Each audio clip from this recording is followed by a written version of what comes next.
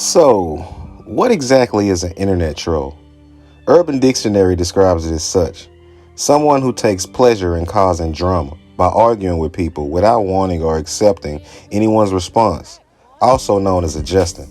In the entertainment industry, rappers have been known to do anything for clout, or likes, or laughs, all of which they hope will translate into album sales. And in this video, we'll list 10 rappers that took the phrase "any publicity is good publicity" really far. But before we get started, I'm Nate the Great from TakeFlight214.com, and you know the routine, so I'll skip it for now. You already know how we YouTubers love to implore you to leave likes and subscribe to the channel, right? And I'm sure you also know why it helps. So hence, there's really no need to ask you to hit the like and subscribe button, is there? Right? Let's jump into the video. Trolling in rap is nothing new.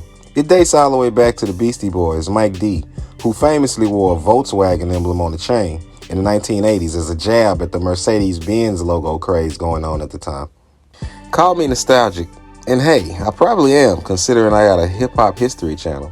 But call me nostalgic, but it seems like trolling in the days pre-internet required a bit more effort, if nothing else. But with the rise of social media, the art of trolling has gone to far new heights, as it's not only a way to remain relevant in a time of rapidly decreasing attention spans, but it can, if done right, lead to increased money in the artist's pocket also. 50 Cent is probably the single most petty individual on the face of this universe. Here's a guy that disowned his very own blood son because of a family spat, so safe to say he never held back when it came to rap trolling. He started early in his career rubbing people the wrong way with his single How to Rob, where he broke down how he'd jack everyone from Mace to Keith Sweat, ODB to Foxy Brown, and getting under everyone's skin. But when Ja Rule made the fateful mistake of running afoul of one Mr. Curtis Jackson, 50 Cent would ascend to his final form of trolldom. He literally terrorized Ja and the entire record label until he contributed to their downfall. And in fact, to this day, he never passes up a good opportunity to take shots at Ja Rule. Using his Instagram and his own website as a platform, 50's troll targets have included Wendy Williams, Floyd Mayweather, Diddy, Busta Rhymes, 21 Savage, and countless others. And if we're going to talk about 50 Cent, then we got to talk about the guy that brought him to the masses. And by that, I mean Eminem. Many may not remember because M would pump the brakes on his trolling ways towards the end of his run, but earlier on, he definitely used the art to gain attention for himself as well. In his younger days, he pulled no punches, going after some of the biggest names in pop, everyone from Britney Spears, Madonna, Moby, Michael Jackson, and Christina Aguilera. They all got the smoke. And when he faced criticism for his homophobic and violent lyrics, did he chill out on them? Of course not. This was pre-cancel culture, so when he did the exact opposite and doubled down on his rhetoric, he would continue to gain popularity. In fact, in an extremely ironic event from 2004, Eminem actually had Donald Trump endorse him, and by him, I mean Eminem, for president during the MTV performance. Another rap troll pioneer has to be Derek D. Angeletti and his mad rapper alter ego. Debuting on the Notorious Big's Life After Death LP and popping up on many a Bad Boy skit before launching his own album, Tell 'Em Why You Mad, in 2000. The Mad Rapper was originally created as a flex on angry MCs jealous of the glitzy, uber-successful Bad Boy empire. The fictional comic stereotype of the bad boy hater took on a mad real-life turn in 1998 when Angeletti was charged with participating in an assault on Blaze magazine editor Jesse Washington for publicizing the Mad Rapper's identity, as D-Dot preferred to troll anonymously. I mean, hey, I get that he doxed you, bro, but trolling anonymously is kind of cowardly if you ask me. But hey, be no judge. Azealia Banks is probably more infamous for her antics than she is for her music. I mean, no shade, but I really can't name one of her songs without Googling it. But I can tell you about her hijinks, though. Banks went after Iggy Azalea for cultural appropriation and publicly called out producer Pharrell for not wanting to collaborate with her. She took shots at Angel Hayes, questioned A$AP Rocky's sexuality, and dissed Rita Ora by describing her as Rihanna's understudy. At this point, Azealia Banks should really probably just start a podcast because she's way more entertaining as a train wreck, unfortunately, than an artist. Nothing says trolling like a heterosexual rapper naming his album, quote, "I'm gay," which is exactly what Lil B did in 2011. Lil B would later go on to claim that by, quote, "gay," he really meant happy. He even went on ESPN one time wearing his grandma's church dress just to make people really say WTF. The bass guy found himself embroiled in social disputes with Joe Budden, The Game, Joey Badass, James Harden, and Kevin Durant, who he would place his famed bass guy curse on. And strangely enough, Durant would fall short of the chip every year until Lil B quote-unquote rescinded it once Durant joined the Golden State Warriors. So I don't know, maybe Lil B does know some kind of juju. I mean, I wouldn't want a bass guy curse on me. Young Thug sort of took a page out of Lil B's book when took it to a whole new level with his dress wearing. When he first came out in Ladies Ensemble, he going to side eyes all around the industry. Thug would lean hard into this by doing intentionally polarizing things like referring to smoking blunts as, quote, "smoking dicks." He even trolled Lil Wayne, who at the time was on the outs with Cash Money exec Baby. Lil Wayne and Young Thug's beef began after Birdman took the Atlanta rapper under his wing, while he and Tunchi squared away their issues in court. The rift led to Thugger's name in his 2015 mixtape, The Barter 6, where he also presumably posed naked on the album cover. Initially titled The Carter 6 after Lil Wayne's then on hold album series, the YSL rapper was threatened with a lawsuit and eventually settled on the title The Barter 6 instead. Young Thug claimed that he was paying homage with the title, but with the tension in the air between the two rappers, most people saw it as a clear troll move. The tension got so hot at one point that many suspected Young Thug of being involved in Lil Wayne's tour bus being shot up. I talked about Lil B and Young Thug first for a reason. Their antics pioneered and showed record execs that there was money to be made in flaunting homosexual tendencies. And although neither Lil B nor Young Thug claimed to be sexually interested in men, they gained tons of attention for their style choices and verbiage. This would spawn Lil Nas X, who was an expert in internet trolling, gleaned from his days of running a Nicki Minaj fan club site. When he debuted in the industry, he seemed pretty basic.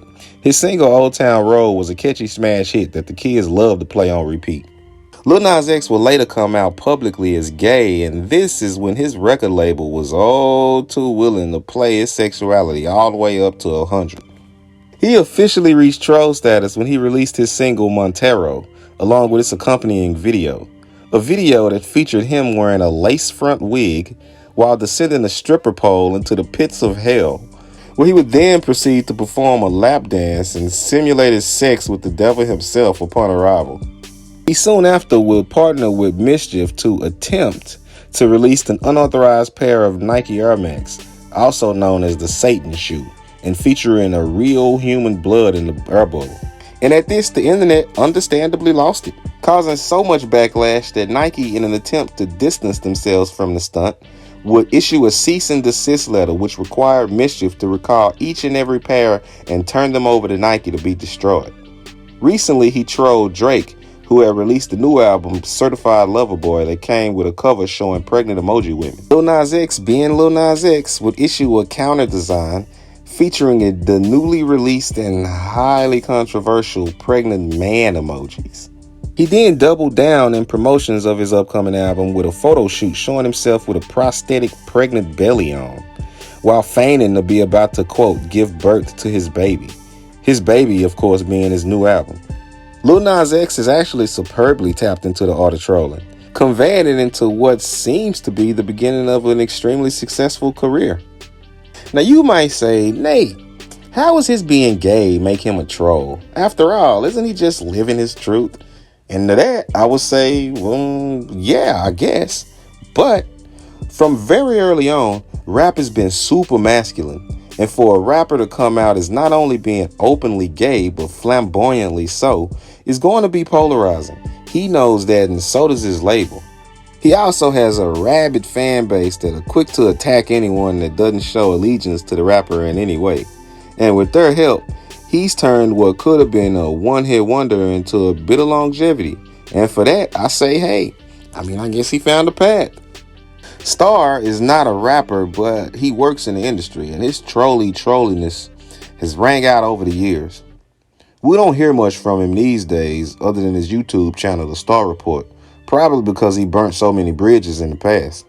From all the shade that he threw in his career, the most horrific and possibly lowest blow is when he trolled the late singer Aaliyah's death by playing plane crash sounds during his former Hot 97 show.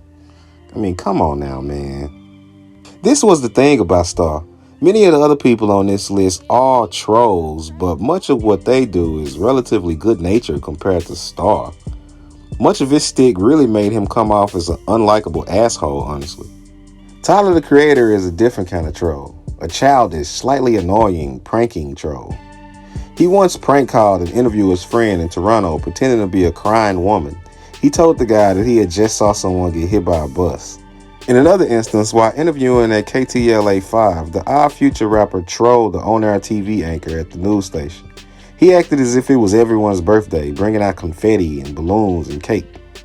Tyler's pranks are much like his music. You either love it or you hate it. And if you love it, you only consume it in small doses.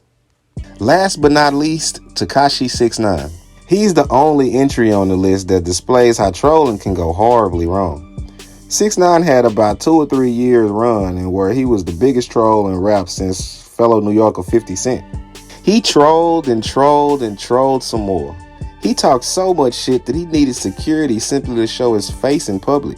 And like any good dumbass would do, rather than hiring legit security that secure people for a living, he opted to join a gang and basically use them for street credit.